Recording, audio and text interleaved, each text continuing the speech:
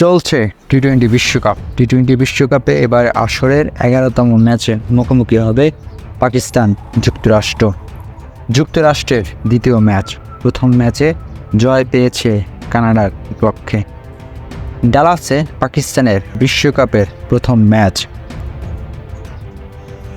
2009 সালে ইংল্যান্ডে অনুষ্ঠিত টি-20 ওয়ার্ল্ড কাপে পাকিস্তান চ্যাম্পিয়ন হয়েছিল। 2021 সালে টি-20 আসরে পাকিস্তান সেমিফাইনাল ও অস্ট্রেলিয়ার আসরে পাকিস্তান খেলে ফাইনাল। এক প্রতিবেদনে পাকিস্তানের অধিনায়ক বাবর আজম বলেছেন, 2024 সালে পাকিস্তান শিরোপা জয়ের লক্ষ্যেই নামবে। পাকিস্তানের স্কোয়াডে ফিরেছেন মোহাম্মদ আমির, যে আমির শেষ টি-20 বিশ্বকাপ খেলেছিলেন 2016 সালে। অবসর ভেঙে আমিরের প্রত্যাবর্তনটা তাই পাকিস্তান চাইবে জয় দিয়ে শুরু করতে, আর যুক্তরাষ্ট্র চাইবে জয়ের ধারা অব্যাহত রাখতে।